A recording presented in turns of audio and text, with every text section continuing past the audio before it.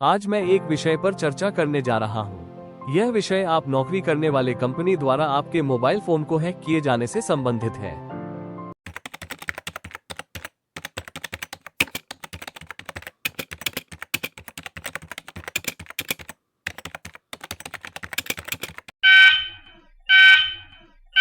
आप सभी जानते हैं कि स्मार्टफोन हम सभी के लिए जरूरी है। आजकल ऑनलाइन भुगतान और बैंक खाता खोलने के लिए स्मार्टफोन बहुत जरूरी है। ऑनलाइन फूड डिलीवरी के जरिए पैसे कमाने के लिए भी स्मार्टफोन का इस्तेमाल किया जाता है। सरकार और अधिकांश निजी संस्थानों ने भी अपने कर्मचारियों के लिए स्मार्टफोन को ऑनलाइन अटेंडेंस रजिस्टर के रूप में इस्तेमाल करना अनिवार्य कर दिया है। इसका मतलब है कि अगर आप ड्यूटी पर आने में देरी करते हैं तो आप ये झूठ नहीं बोल सकते कि आप तय समय पर अपने कार्यस्थल पर पहुंच गए थे। भारत में समय से ऑफिस पे पहुंचना एक बेहद जटिल विषय है, खासकर सरकारी कर्मचारियों के लिए। भारत के 80% सरकारी कर्मचारी समय के पाबंद नहीं हैं। वे कभी भी समय पर ड्यूटी पर नहीं आते।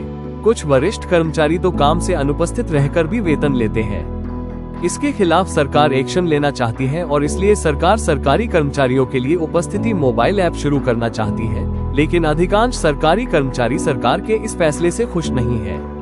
कर्मचारियों के विरोध के कारण विभिन्न राज्यों की सरकारें कर्मचारियों के लिए उपस्थिति या अटेंडेंस ऐप शुरू करने में देरी कर रहे हैं। लेकिन भारत के निजी क्षेत्रों ने अपने कर्मचारियों के लिए पहले ही स्टाफ अटेंडेंस ऐप शुरू कर दिया है।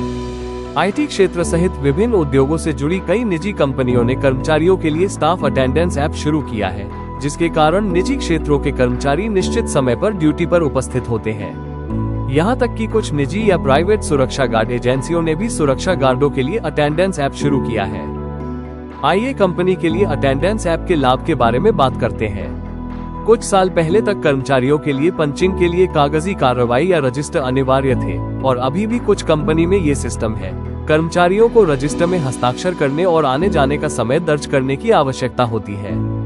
कर्मचारियों के अटेंडेंस रिकॉर्ड के लिए इस तरह की कागजी कार्रवाई भ्रष्टाचार से मुक्त नहीं है। अंग्रेजी डिक्शनरी में कर्मचारियों द्वारा इस तरह की फर्जी पंचिंग के लिए एक शब्द है और इसे बडी पंचिंग कहा जाता है। लेकिन बडी पंचिंग का मतलब क्या है? उदाहरण के लिए, यदि कोई कर्मचारी निर्धारित समय पर काम पर नहीं आता है और अपने सहकर्मियों से अपना नाम अटेंडेंस रजिस्टर में दर्ज करने और उसमें फर्जी आने जाने का समय लिखने का अनुरोध करता है, तो इसे बडी पंचिंग कहा जाता है। यहाँ तक कि कुछ कर्मचारी कार्यस्थल से अनुपस्थित रहते हैं और उनके सहकर्मी उनका नाम अटेंडेंस रजिस्टर में दर्ज कर देते हैं और उनके लिए फर्जी आने जाने का समय लिख देते हैं। इस तरह के कृत्य से भी भ्रष्टाचार हो सकता है और पैसे का अवैध लेन देन हो सकता है।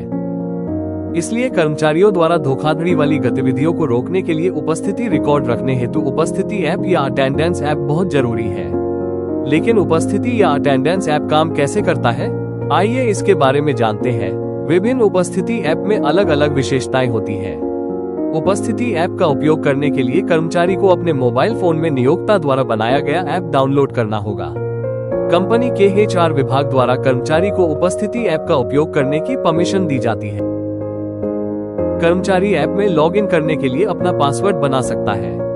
कर्मचारी को कार्यस्थल पर ड्यूटी शुरू करने से पहले ऐप खोलना होगा, लॉग इन करना होगा और अपना चेहरा स्कैन करना होगा। जब ऐप कर्मचारी के चेहरे को स्कैन करके पहचान लेता है, तो ऐप उपयोग के समय कर्मचारी के मोबाइल कैमरे के उपयोग की अनुमति मांगता है। ऐप में GPS सॉफ्टवेयर होता है जो नियोक्ता को कर्मचारी का सटीक स्थान दिखाता है। कर्मचारी को ड्यूटी पर ज्वाइन करने की अनुमति तभी मिलती है जब ऐप ये पुष्टि कर देता है कि वह नियोक्ता का असली कर्मचारी है। कुछ कंपनियां या नियोक्ता उपस्थिति ऐप द्वारा स्कैन करने के लिए बारकोड रखते हैं। पहले बारकोड को स्कैन करना होता है ऐप के द्वारा और उसके बाद कर्मचारी को अपना चेहरा स्कैन करना होता है। बारकोड में स्थान का नाम और कंपनी का नाम होता है। इस तरह कर्मचारियों को ड्यूटी पर आने और जाने के समय ऐप के माध्यम से अपना चेहरा स्कैन करना होगा। ऐप कर्मचारी के सभी विवरणों का रिकॉर्ड रखता है और नियोक्ता ऑनलाइन इन रिकॉर्ड की जांच कर सकता है। अब आप अटेंडेंस ऐप की आवश्यकता समझ गए होंगे, लेकिन इसके कुछ नकारात्मक या नेगेटिव पहलू भी है। आपने निजता या प्राइवेसी शब्द सुना होगा। हर व्यक्ति का अपना निजता या प्राइवेसी होता है, जहां किसी को दखल देने की अनुमति नहीं होती। मोबाइल फोन में लोगों का निजता या प्राइवेसी रहता है। क्या आपको अच्छा लगेगा अगर मैं आपके मोबाइल फोन की कॉन्टैक्ट लिस्ट देखूं या चेक करूं? क्या आपको अच्छा लगेगा अगर मैं आपके मोबाइल फोन के निजी संदेश या मैसेज देखूं? क्या आपको अच्छा लगेगा अगर मैं आपके मोबाइल फोन के वीडियो और तस्वीरें देखूं जो आपके लिए गोपनीय है और आप किसी को दिखाना नहीं चाहते? क्या आपको अच्छा लगेगा अगर मैं हर समय आपकी मोबाइल फोन की सटीक लोकेशन जानने की कोशिश करूं? क्या आपको अच्छा लगेगा अगर मैं आपके मोबाइल फोन से ऑडियो और वीडियो डिलीट कर दूं और आपसे कहूं कि ऐसा वीडियो या फोटोज या ऑडियो आपको नहीं रखना चाहिए? ये सभी मोबाइल फोन में किसी व्यक्ति की निजता या प्राइवेसी से जुड़े जरूरी प्रश्न हैं, जिनका उल्लंघन या वायलेशन अधिकांश अटेंडेंस ऐप कर रहे हैं और ऐसे ऐप की यूज या व्यवहार करने वाले को ऐसी अटेंडेंस ऐप में अपना निजी डेटा साझा या शेयर करने के लिए मजबूर किया जाता है, नहीं तो ऐसा ऐप काम नहीं करते हैं मोबाइल फोन पर। ऐसे अटेंडेंस ऐप के माध्यम से नियोक्ता या मालिक कर्मचारियों के मोबाइल फोन का प्राइवेट डेटा मोबाइल फोन से लेकर दुरुपयोग कर सकते हैं, जो अटेंडेंस ऐप द्वारा एकत्र किया जाता है। अगले एपिसोड में हम लोग कोई भी मोबाइल ऐप इंस्टॉल करने से पहले बरती जाने वाली सावधानियों के बारे में चर्चा करेंगे।